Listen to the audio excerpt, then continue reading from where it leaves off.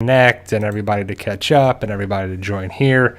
So last week I wasn't available to do a live stream, had some family stuff, and it's nice to get away.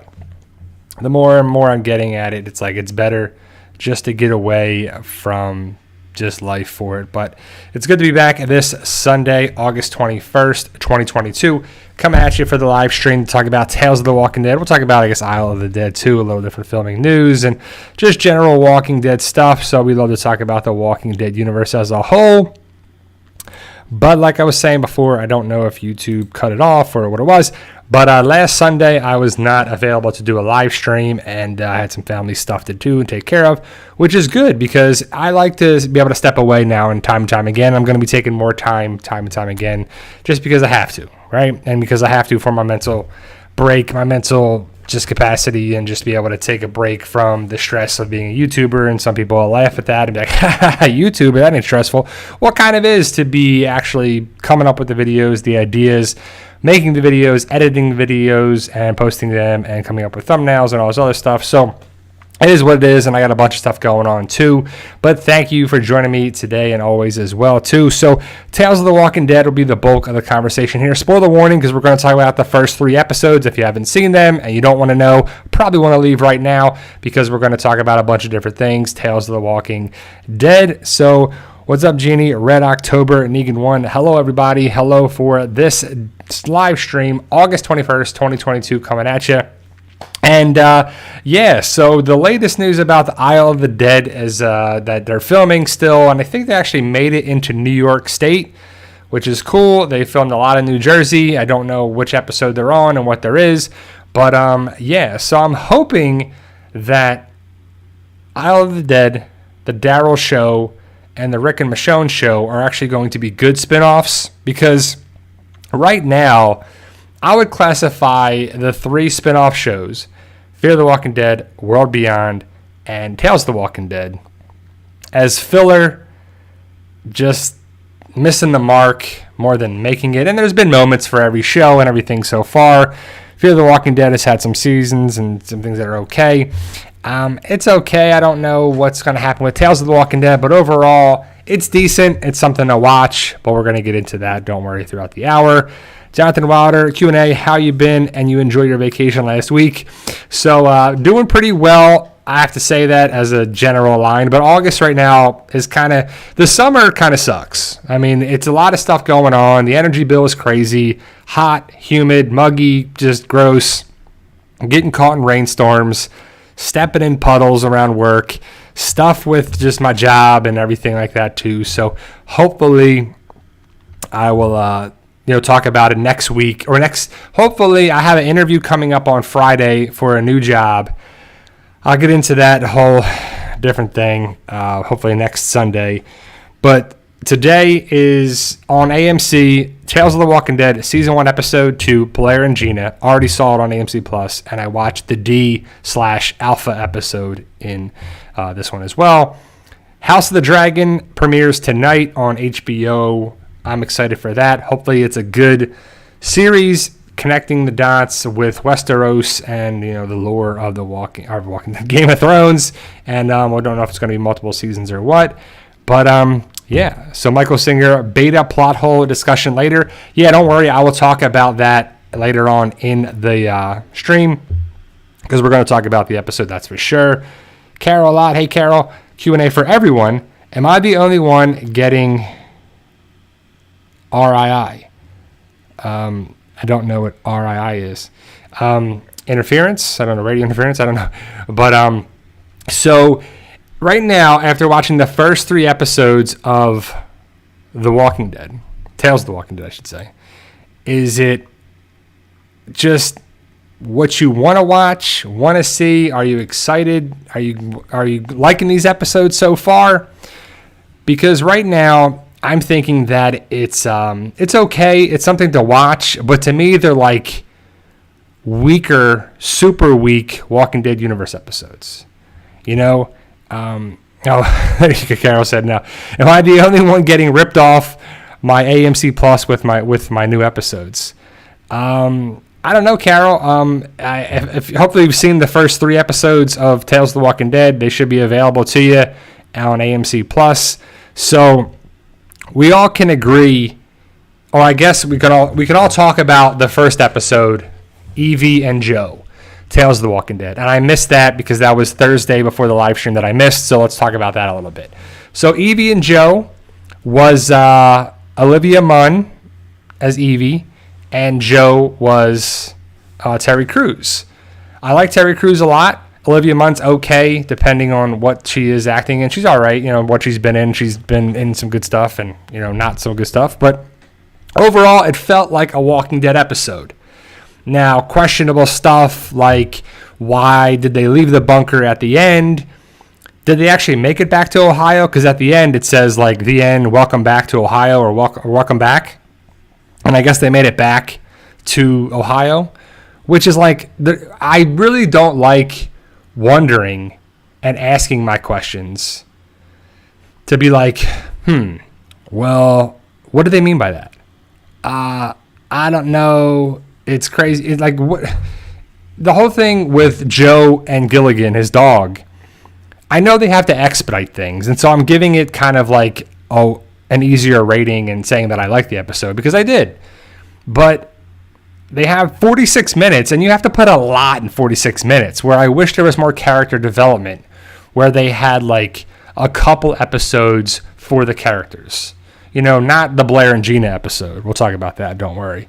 But the Joe and Evie episode, I thought could have been a little more involved with the story.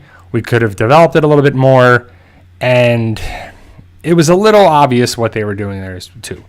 But I think at the end of the days we saw on his whiteboard, 452 days he wrote. So I guess he leaves his bunker on the 452nd day or 53rd day or whatever. So that's good, James. So, I'm not here to argue with people who didn't like to say, did you like the Blair and Gina episode? Did you not? Because there's going to be people in here that liked it. I thought it was dumb. I thought it was a waste of time. I thought it brought nothing to the lore of the Walking Dead universe. That being said, people liked it. They liked the change. They liked the difference. I like that. And that's good. And I'm not here to say that you shouldn't. I value your opinion. I value your point of view. Just do the same for me. And that's good. It's annoying when people are like, how did you not like the episode? Oh my God, some of us actually like differences. Some of us actually like that. I thought it was great. I thought it was funny. I thought it was hilarious. They did a great job. Good.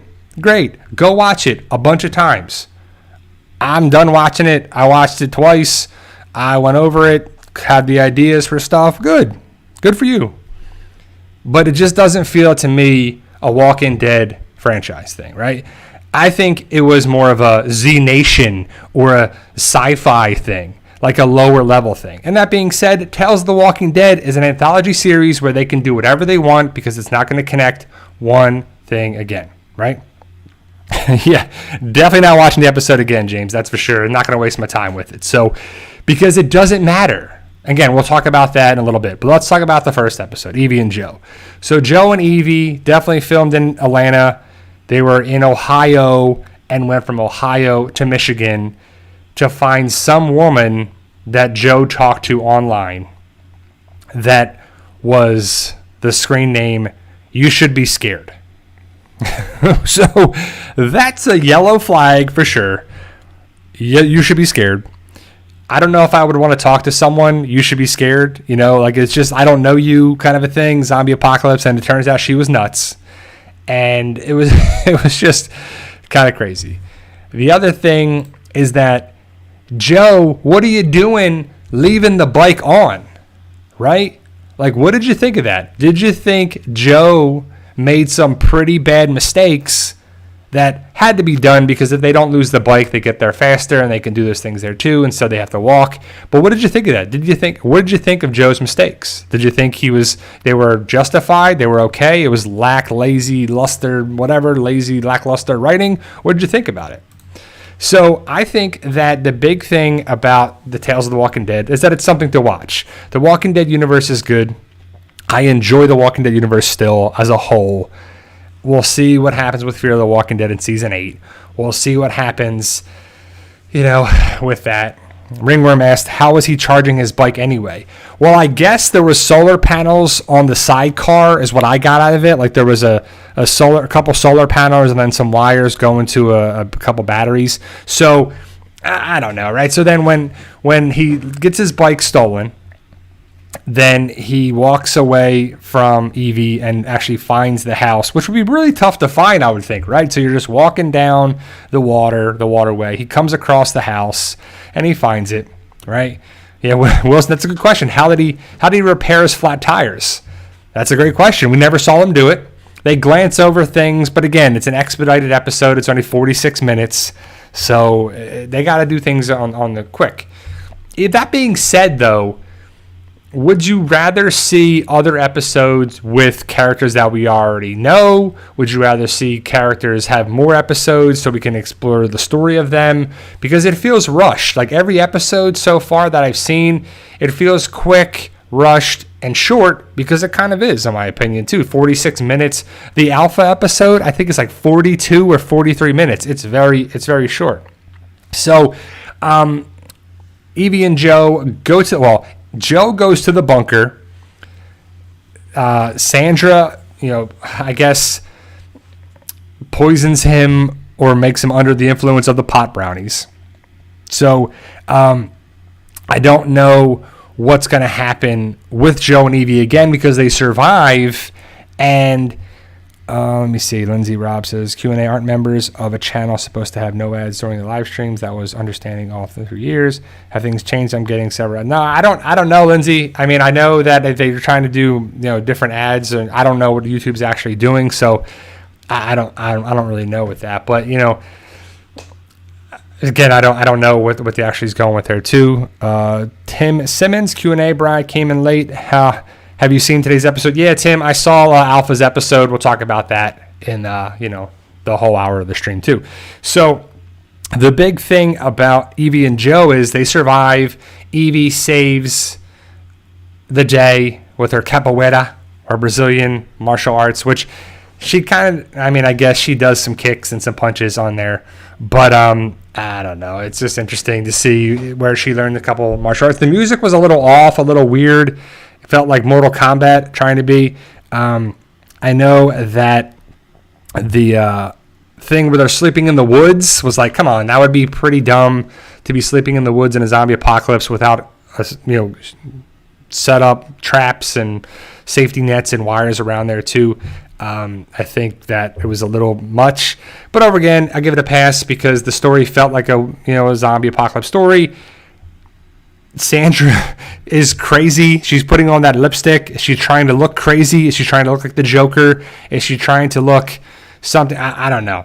But either way, she poisons Joe, tries to kill Joe, hits the crystal that's on his chest, which is kind of like a giant crystal, by the way. And Joe defends himself, gets away, and then Evie comes and saves the day.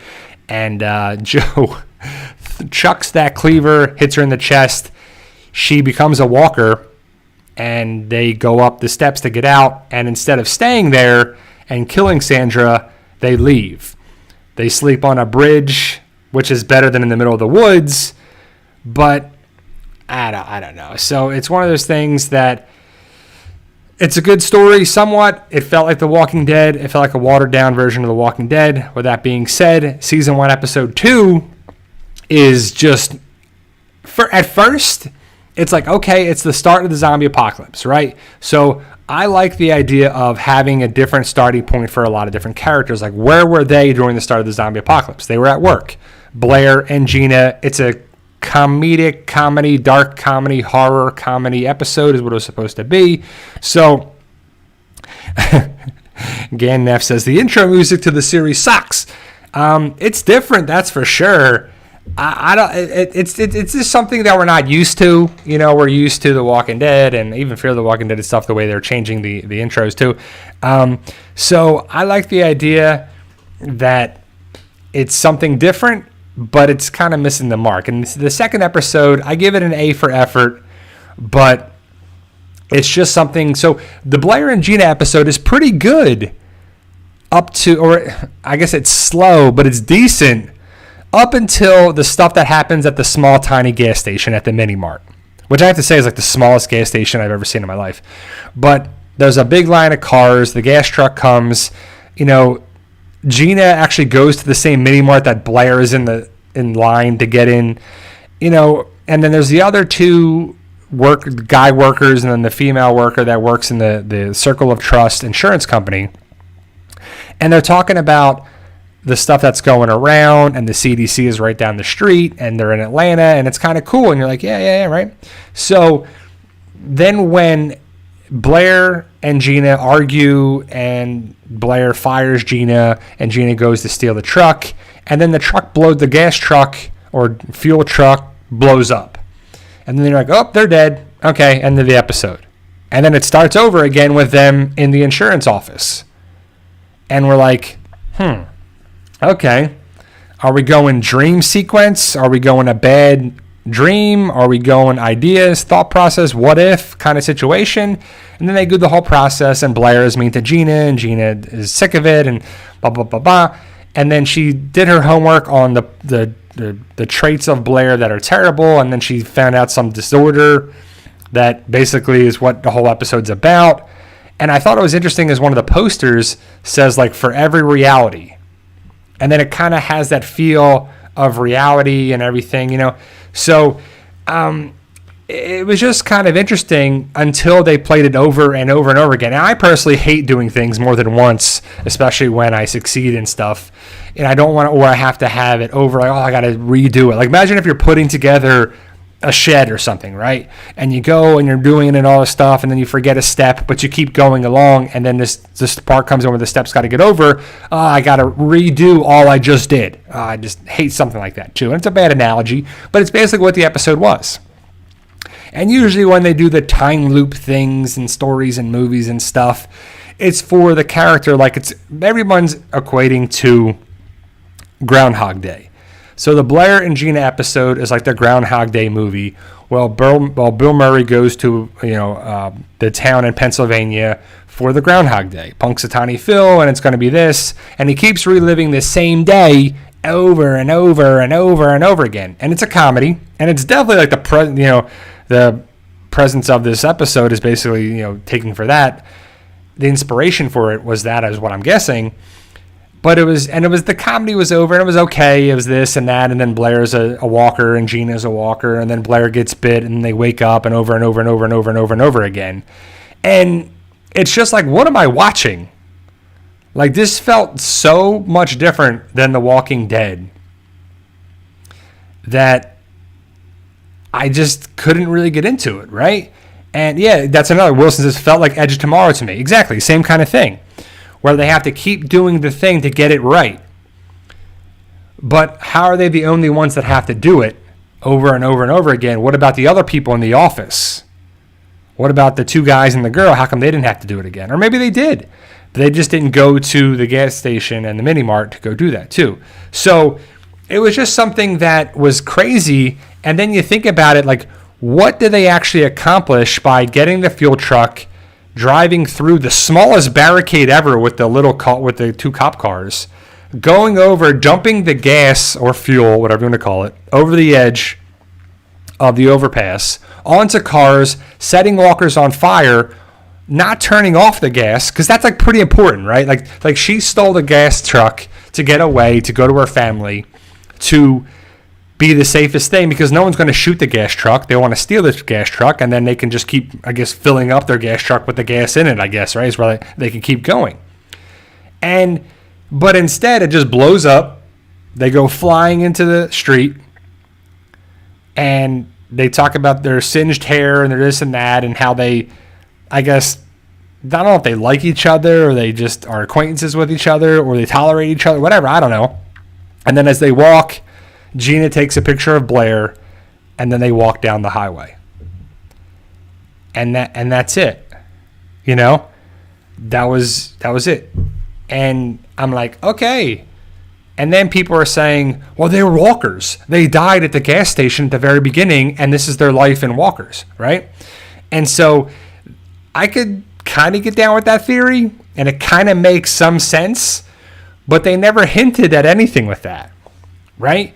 they never hinted at anything that they were walkers. Because in the ones where she was a walker, biting her and holding on to the truck and doing this, and it was just crazy. It was just like too much nonsense to me. And then I know Dawn wrote the thing about Channing Powell want to do a musical episode. So Channing Powell is the showrunner for this show, right? And right now, I don't know if people like the series or don't or whatever. And like, I think there's going to be people that love The Walking Dead regardless, whatever it does. I love it. Some people hate it, no matter what, and then everything else in between. Some like it, some hate it. Some episodes are good, some are not. So I got it. It's cool, right? It's something to watch. Walking Dead universe, which I'm excited about. I do like the Walking Dead universe still. I'm kind of glad it's ending and wrapping up, even though the tagline for the final 8 episodes is finish the fight. We're going to finish the fight. Like, the Commonwealth story hasn't really been like a fight that much, right? It's just a weird tagline for the story. That's what it was. Like, it would have been better if it was like the Saviors or something, like finish the fight that way. But either way, it's finishing the series and they have to come up with something, and it just doesn't fit for me at all. So I'll have to see how the final 8 episodes go, and it's going to be one of those things where you wrap up the series and the show is ending. So another show that ended on last Monday, was Better Call Saul. And I don't want to get too much into it, but if you saw it, don't give away the ending and stuff like that too. But did you like it? I personally think the Breaking Bad ending is far better than the Better Call Saul ending. But it was cool to see what they did and how they did and wrap up some things. That being said, it probably could have been 2 or 3 episodes shorter. But overall, it's over. And the Breaking Bad franchise, I believe, is done. Unless they come back to it at some point. But I think it's done that way. And yeah, it's kind of cool to see how they did it with Breaking Bad. And then having a spin-off show of Better Call Saul. It worked, though. You know, the ending wasn't the best. And Mike says he hated it. I wouldn't go that far, Mike, myself. I wouldn't say I hated it, but it wasn't the best. I think Breaking Bad's was much better, in my opinion. But, yeah, I see what they were doing with it. And, you know, Vince Gilligan and Peter Gould did an amazing job with the series. So, that being said, I don't know how The Walking Dead is going to end. You know, I just don't know if it's going to be a rewarding ending. But then, yeah, I mean, like, it's funny, Mike, I want, Saul is not like a good guy, right? Like, he is, but he isn't. He's getting criminals off from stuff that, I know, and then he's robbing people and doing stuff, he's doing shady stuff. And so, he's our guy, so we're following him, but it's just, something that, who's the person that we're following, and should he have really been there too? Jonathan Wilder, I saw your question here. What if Rick chooses to kill Negan anyway, despite the comics also not interested in Tales The Walking Dead for Daryl spinoff and Negan and Maggie Waggy spinoff and Rick and Michonne spinoff? What if Rick chooses to kill Negan anyway? I mean, he really should have killed Negan, but the reason that Negan was left alive was to kill Alpha. I mean, that was the whole point, and that's kind of why Negan was still alive. That's really the only thing. But if there's no reason to keep any extra people alive in a zombie apocalypse. One, you can't trust. If you think about it, right, you got to be careful of who you let into your world in regular everyday life, let alone a zombie apocalypse. Like, we have to be careful of who we let into our world and around our people, our family, our friends, our loved ones, our community, right? So why would you want to keep Negan around, who basically started a war against you guys, killed 2 beloved characters and family members of your Walking Dead family, and then you're like, sure, we'll keep you alive, we'll feed you, clothe you, bathe you, have you in a jail cell, all those things. You're using resources on this person. Like, you're limited. This isn't like a never-ending resourceful world, but there's a lot of things with The Walking Dead. Like, all these people would probably be dead of heart disease or, tooth decay and a bacterial infection or something like that too. It just wouldn't be that, but it is what it is, and the story is what it is. But the other thing that I'm thinking about, too, is, like, The Walking Dead is the main tree or the gold standard or the main focal point or the source material, or whatever you want to call it, right? It is. You have the comic, and then you have everything else. The spin-offs from the main show really have been lackluster and been really watered down compared to The Walking Dead and not as great content in my opinion. And it just is something that they don't know how to have original stuff, in my opinion. Because The Walking Dead is a comic book. It's Robert Kirkman's writing. And you put it on screen. Fear the Walking Dead, that was all brand new stuff. World Beyond, all brand new stuff. Tales of the Walking Dead, pretty much all brand new stuff besides the Alpha episode that we'll get into. And even that kind of didn't make sense either. So it's just kind of frustrating. Like, you know, Fear the Walking Dead, and I will stand by this, has been way worse than good. It's been poor writing and decision making and all over the place and what it is.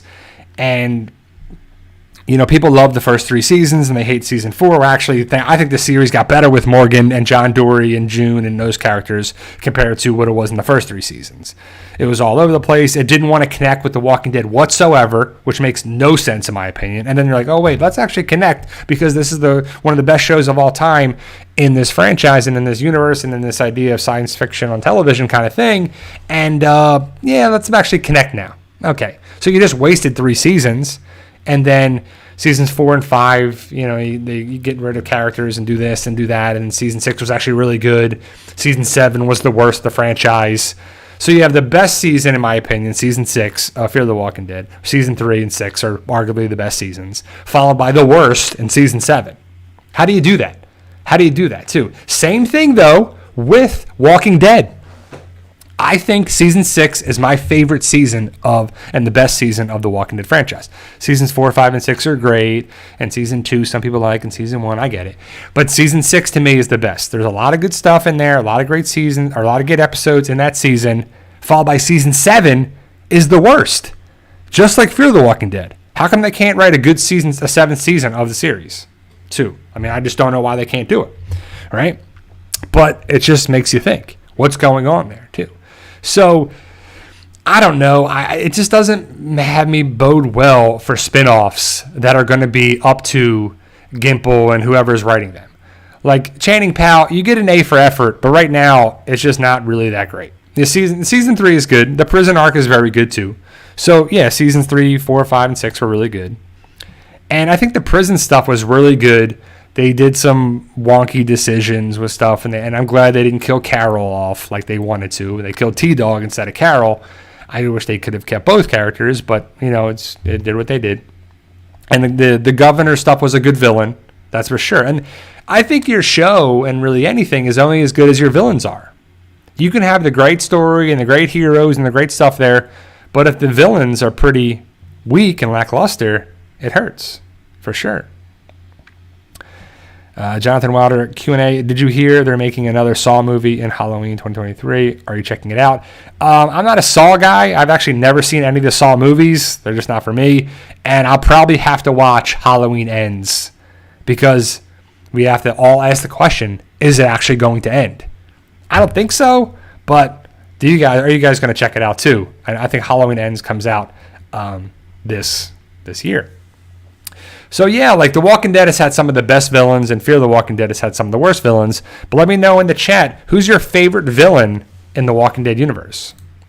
So the big thing is that I'm excited for, you know, The Walking Dead to return October 2nd. But I'm worried about the spinoffs, even though we do get characters from our beloved shows. Like we're going to have Maggie and Negan, which are good characters. Daryl, which is a great character. Rick and Michonne, great characters. Great characters. So I think those spinoffs will be much better because I made my one video about the thing, why didn't they work? Why didn't the shows work? I think the big thing has to do with the characters they're getting a whole fresh start on the show. We don't really have any connections with them. And they don't really write them in a way that makes us like them. And then when they do, we start to like them, they kill the characters off. Like, look at the track record. Look at the track record of the characters that they've had on Fear the Walking Dead, right? Travis and Alicia and Madison and Nick and Daniel and Alicia or Ophelia and, Chris and stuff like that too. I didn't really like Chris at all, and I still don't like Madison, and I like Nick. I like Travis when he started to kill the walkers and stuff at the military base, and then, boop, killed him off. And it was probably because he had to go film Avatar 2 and 3 and 7 and whatever else he's doing there too, right? But it's something that you're like, man, okay. And it's kind of similar things where they love to bring in new characters all the time and then kill them off too. So John Graham says, hey, bro, I just joined. Are you ready for House of the Dragon tonight? I am. I'm very excited for the show. I was not the biggest Game of Thrones fan when it came out. And I remember it was like, I think season 3 or 4 was on television. And then people are telling me, you got to watch a show. You got to watch Game of Thrones. You got to watch Game of Thrones and blah, blah, blah. And I was like, okay. So my wife and I, we watched the first season. And it's kind of crazy what happens. And then you start the second season, and there's all these new people in there too, like Stannis and stuff. And you're like, who are these people? Where are these dragons at? Like, there was supposed to be dragons in this show. What's going on here? Nothing. So I stopped watching it. I was like, done. Too many characters. Too much stuff. It's just crazy. And then a student, when I was working in one of my physical therapy clinics that I used to work at, said Game of Thrones gets better after midway through the second season into the third season, it gets really good. And I was like, all right, well, I'll give it another shot. So we'll come back and we'll start watching it again. And I'm glad I did, because it does get better, especially with, the Dothraki and Daenerys and, just, it just gets better. And then the way it ends is just pretty crappy too. So on a side note, before Parker Posey called, she said she unsubscribed. Parker Posey was subscribed. Pretty cool stuff. But even though that being said, I think Parker Posey did a great job and Jillian Bell did a great job for what they were, for what the story was. But I've always stand by the writing is far more important than the acting. If the writing of the story makes no sense whatsoever, it doesn't matter if you have the best actors in the world. The story doesn't make sense. Who cares who's in it? And vice versa, you have to have some good actors, decent actors at least for it. So, yeah. But, so first two, so if I'm going like a win-loss, I'll give Joe and Evie episode 1 a win. Blair and Gina a loss, so we're 1-1. Third episode with Alpha, man, I gotta give it a win because it's Samantha Morton and she does a great job and it's Alpha and we finally get a connection with it. But that being said, it basically is like undoing everything we saw Alpha's backstory with Lydia before this episode. It just doesn't really connect with Beta. It doesn't connect with any of the stuff we saw with Lydia and Alpha. But then with Samantha Morton at Comic-Con said a great point. The stuff we saw was through Lydia's eyes.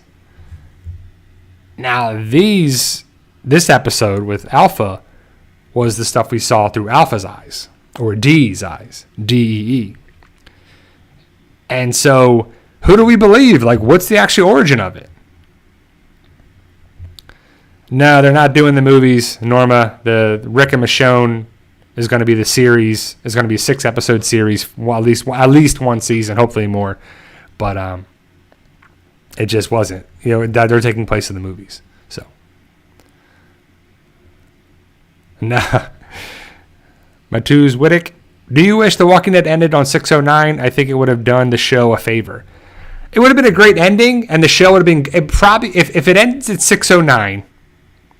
It probably ends as The Walking Dead is the greatest show, one of the greatest shows ever. But story, writing, budget, money, shareholders, whatever it is, it's going on far too long. And we kind of knew it was coming. We figured they would at least have the comic play out and there too. So the Alpha episode is good to see Samantha Morton. But it's basically her, 9-year-old Lydia, some new character, Brooke, and Brooke's people on this riverboat, showboat style thing. And I guess it's, I don't know, I didn't pick up where it was. Like, is it supposed to be Louisiana? Because Alpha's accent sounds a lot like she's in the bayou. She's like, my daughter. She's my daughter. She just has that, I don't know, Louisiana slang on there, kind of dialect accent. Even though it was filmed in Georgia, and I've only watched one episode of Ozark, but they say that is on Ozark as well. So, but what basically got to me was how did they get to there? Because the last time we saw Alpha, and they were in Maryland. And I would actually love to see the actual true origin story of Alpha and everything. I'd give her 6 episodes, have the whole thing with her, Lydia, and Beta, starting the Whispers, being in Virginia, going down south when it's cold, coming back up, them going through communities and destroying communities. That could be really great. So D is Alpha's real name, and Alpha isn't Alpha yet until the end of the episode. And so D is trying to protect Lydia. Lydia and D are on the boat. Well, it actually starts with Brooke and some guy. They're together or something, and they have to kind of hide it about it or something too. So, now, Travis, I don't really care about the movies. If they weren't going to make them, that's fine. I actually am excited for the Rick and Michonne show because we're actually getting something too. So, basically the riverboat thing is where they're at. It's just a good idea because they're in the water. You can control like what comes on. They're away from land, so the walkers can't get to you. And basically, Lydia likes dressing up, being a girl, and Brooke is actually dressing.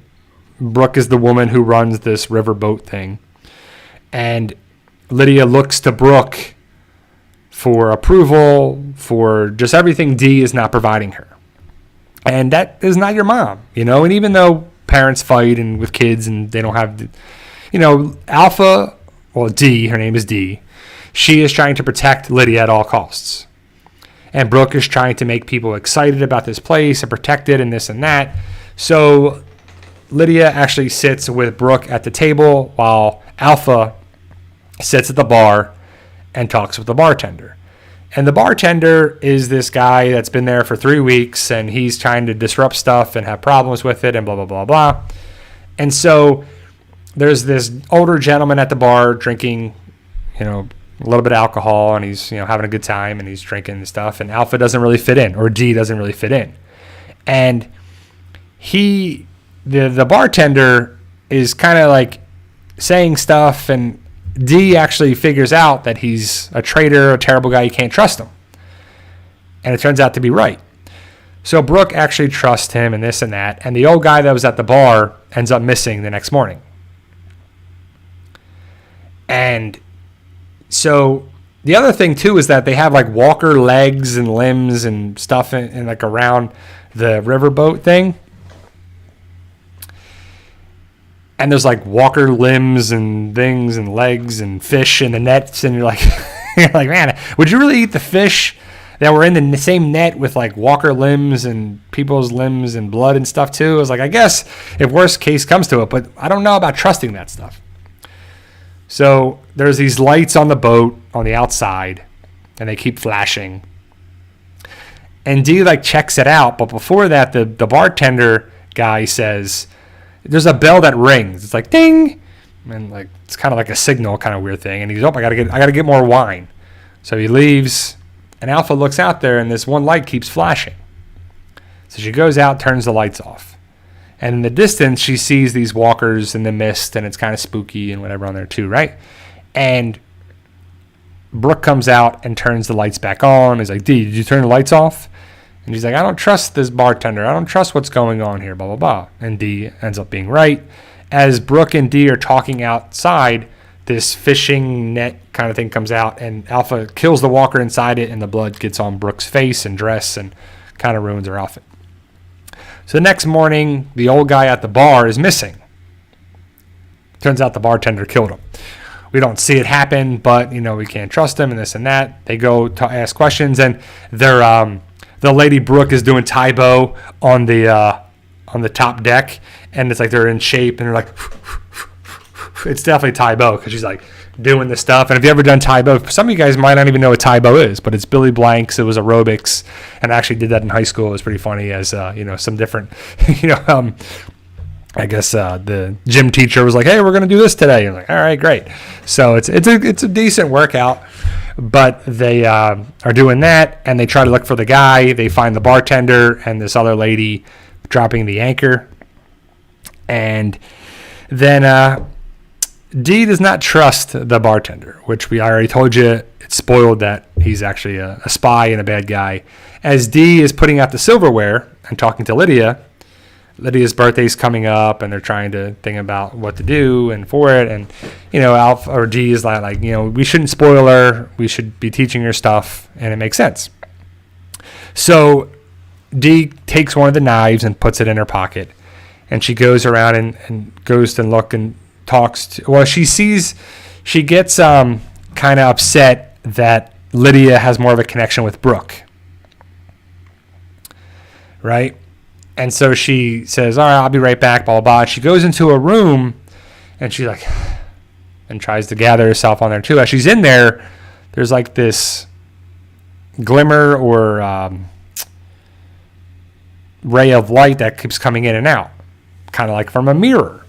So as she walks outside to check it out, she finds the bartender guy. And as she goes out there, you hear a splash. So the guy had a mirror and was signaling to his people on land, and Alpha or Dee caught him. The bartender guy, says, oh, she's got a knife. He jumps in the water and swims away. And you're like, why don't you just stay and do all this stuff, whatever? But he jumps in the water, gets to land. And Alpha, whatever. We'll just call her Alpha, Dee, same person, right? It's just easier to call her Alpha because that's what people know her as. She's not Alpha just yet. So she's there, she goes back to her room, and she's talking to Lydia, she thinks, because the door's closed. She opens the door. Lydia's not in the room. Brooke comes to talk to Alpha, says, where's my daughter? She's in the dinghy, evidently, the small little side boat, hiding off of the ferry boat thing. So as they're there, they hear commotion at the top, and the bartender guy came back with his group of like 5 other dudes with guns. So the guy that's running the show, or me, it reminds me of like Gimple a little bit. When I was watching it, I was like, man, that would be Scott Gimple in the zombie apocalypse, right? Because he likes what Brooke is doing. You're supposed to dress up and be nice and do these things and keep it going on there too. And the people that are here that aren't putting the effort, like Dee, they don't care to wear a dress and look nice. He takes offense to that. So he's like, there's 6 of them. They were going to kill 6 people. He killed the old guy, so they need 5 more spots. He's like, we'll take 5 other spots, and we'll take their spots, and so we won't drain the resources. So after talk and debate and this and that, Alpha comes out of nowhere, slits the guy's throat, takes the gun, kills one of the other guys, jumps off the boat, pulls the dinghy thing free, and then gets in there, and Lydia's in there, and they sail to shore. So as they go to shore, you hear gunfire and people jumping in the water and this and that. Lydia is 9 years old, and Alpha talks about her being 9 years old and little and not being okay. It feels a lot like young Carl, where she's upset and she's just, it's just kind of, like, all right, enough with it. But again, it's only like 42, 43 minutes long, so it's a rushed episode. Tim Simmons, Q&A, Bri, what do you think the connection between Alpha and Brooke is? Good friends at one point or came together because of the apocalypse? I don't know. I think they came together because of the apocalypse, and I think Brooke was just taking people in and trying to make it work, and she felt bad for Lydia, and she was just trying to make it work for Lydia. And Brooke was just trying to help people, and then it turns out that she trusted the wrong people, like that guy, the bartender guy. Travis, what do you think about these smart walkers that they're going to introduce in the last episodes? I think it's, rushed. I think it's just too little too late. They should have done it earlier, but it is what it is, and it's going to connect with the post-credit scene of World Beyond. And now we have smart walkers, just like in Season 1, they connect the dots. And that's what they love to do on shows. first season, last season, everything gets a return, comes full circle, everything comes back around again to connect the dots and be like, hey, it all works together, you know? So we'll see. The big question is, what do you guys think of that? Are you excited for the variant cohort walkers? Do you think it's kind of cheesy? Are you excited to see where it goes? Will that really affect the spinoffs? Is that where we're going next? I think it could work, but again, it's just I'm trying to prolong the series where it kind of needs to end, in my opinion. So the big thing about the Alpha and Lydia stuff is that they make it to land. Alpha has this like smaller knife. She kills some walkers. One of the walkers falls on top of her. She kills the walker and the blood comes on her. So she doesn't have like a walker skin mask. She has the blood, basically the guts trick she's doing. She tells Lydia to come to her to put the blood on her face and do this. And she gets away and kills the walkers and does all that stuff. So as Alpha and Lydia are talking, Lydia is upset. She wants to leave. She wants to do this, blah, blah, blah. So Alpha, says, I'm your mother. I'm trying to protect you. You got to take care of things. You got to do this stuff. You got to just, live. Trust me. I'm going to do this. As they're there talking, she takes the bunny rabbit out of the book bag, gives it to her. So she looks up the hill and Brooke somehow survived. So Alpha is going to go kill Brooke basically. And she's talking to her and say, you ruined this. You risked my daughter's life. It's just like too little, too late. What are you doing? It's just kind of one of those things where Alpha wants to kill Brooke, but Lydia cares about Brooke. So Lydia steps in and cries, says, don't kill her, don't kill her, don't kill her. They walk back down the hill. They talk, and Lydia basically is upset. And she's like singing, covering her ears, and she's crying because Alpha has done some pretty terrible things to keep Lydia alive, killing Alpha's boyfriend or Lydia's dad. And Alpha's like, okay, I'm not going to kill this woman, but I'm going to do something. So she puts the weapons down and she takes a knife with her evidently, and she goes to talk to the Brooke. Brooke just lets Alpha walk behind her and kind of get the advantage and get the upper hand. So Alpha comes behind her and does this weird thing or two, and then she's like, you're going to remember me, and I'm going to scar your face, so every time you look at yourself, you're going to remember me and what you did. So she puts this long cut down her cheekbone into her lips and just cuts her face. Marks her, basically. And Brooke's bleeding and whatever. So then Alpha and Lydia walk away, go to this RV park, go inside an RV, find some food, and she finds a little tea set thing because Lydia's birthday is coming up, and she's like, hey, we can have a garden party. That's what Brooke wanted to have for Lydia, because then Brooke was trying to take and be nice for Lydia and them to be there too, and it was cool. So the big thing is Alpha is trying to teach Lydia how to kill walkers and to survive and be a survivor. 3 walkers are coming. Alpha's like, all right, here's our chance. You should kill these walkers right now. How about you start with 1, Alpha, not 3, right? It's a lot to do. Remember, Lydia's 9 years old. She's not a teenager or anything like that, too. She's a little kid. So Lydia's like, I don't want to do it. I don't want to do it. I want to go. I don't want to do it. I want to do it. I can't do it. I can't do it. So then Alpha knocks down this tent thing, kills the 3 walkers. Lydia runs away. And as Lydia runs away into the woods, Alpha's trying to find her, and she comes across Lydia underneath this tree. They sit and they talk, and she's like, okay, it's all right. It's okay. She's there being a mother for her. And Lydia says, the trees are talking. The trees are talking to me. And Lydia's like, what? What are you talking about? Because Lydia talked about previously in the episode about fairies, that she believes in fairies and that they're in the trees and blah, blah, blah. So as Lydia and Alpha are laying there underneath the tree, you hear like, we see you. We hear you. It's people whispering. So it's the whispers come to Alpha. But I kind of thought Alpha started the whispers. But evidently it's not the case. This other lady, Hera or something she calls herself, and she's this blonde-haired woman that says, we hear, and Alpha stands up, and she's looking up, and she's like, what do you want? What are you doing here? Blah, blah, blah. So the person knocks her out and drags her away. And then a couple of times throughout the episode, you see Alpha. It's darkened because it's probably Samantha Morton wearing a skull cap and whatever, the bald cap. so she's not actually shaved her head.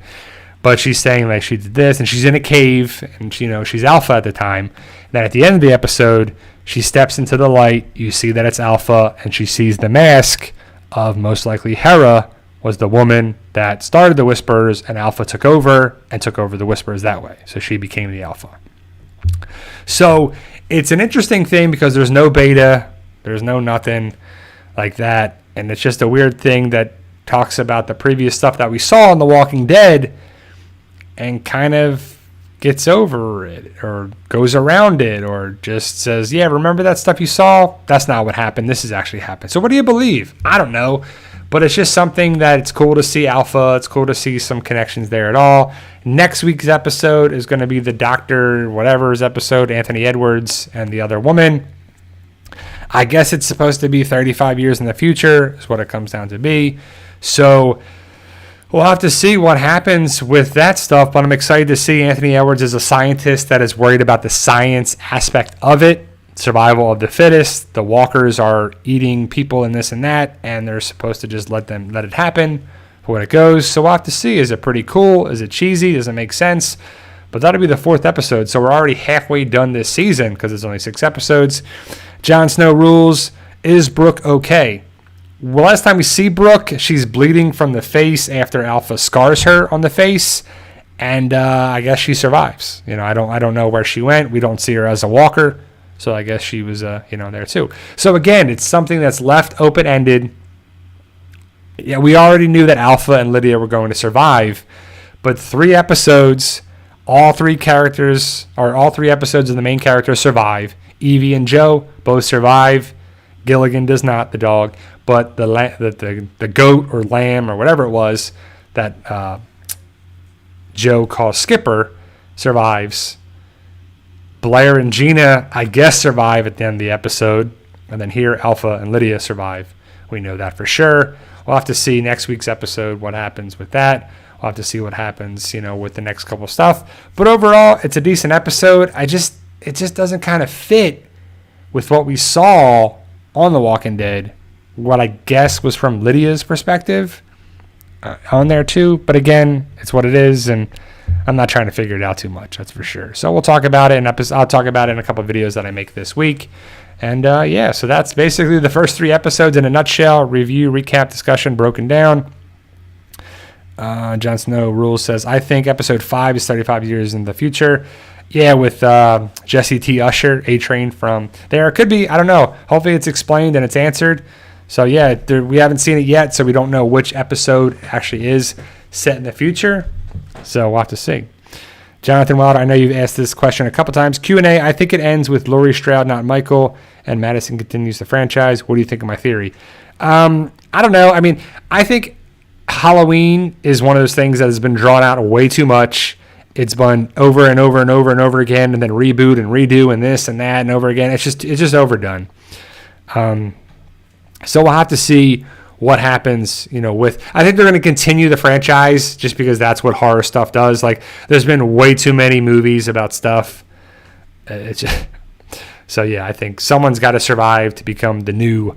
What if it's like Miguel Myers instead of Michael Myers now? It's somebody that takes over that. But then how is the person still alive, getting shotgun blasts and everything to the body and just getting up and the suit? I don't know. It's just too crazy too. So, but overall, guys, it's cool to talk about the Walking Dead universe and the franchise. I know that Isle of the Dead is still filming. I talked about this, 50 some minutes ago at the start of the stream.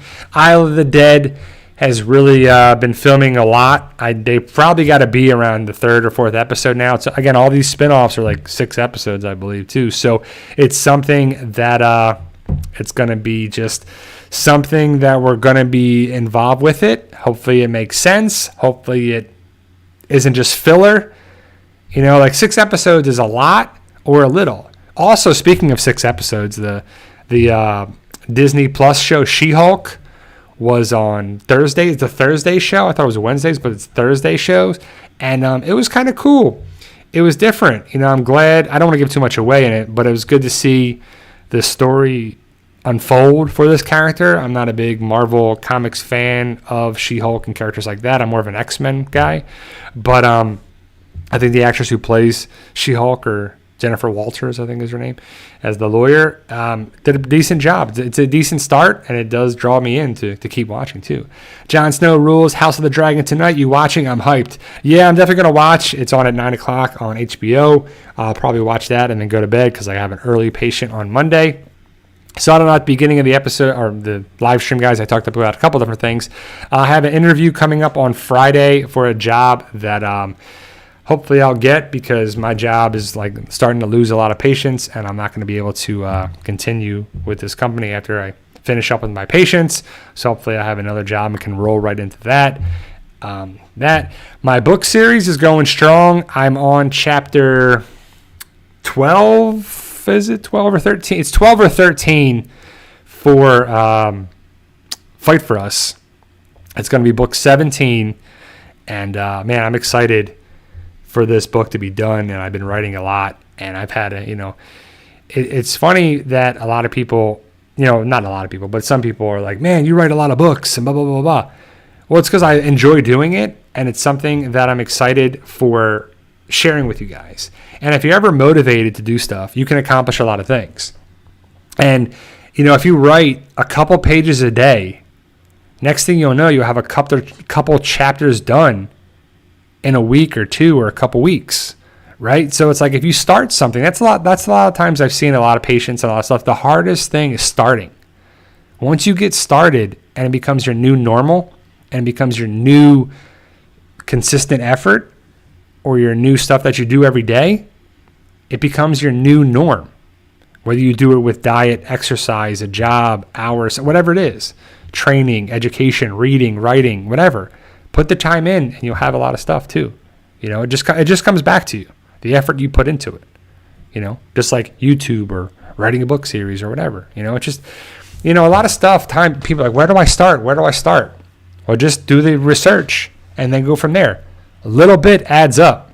A little bit goes a long way, too. So, all right, guys, I guess I'll open it up for the last 3-4 minutes here. I'm going to go the full hour because I missed last week's, and I feel bad because, I hate missing live streams for you guys because I enjoy doing this and talking with you guys one-to-one because I do care about the Walking Dead community and just the channel and the PT channel here, too. So, Noobster says, thanks, Bri. I really needed to hear what you said.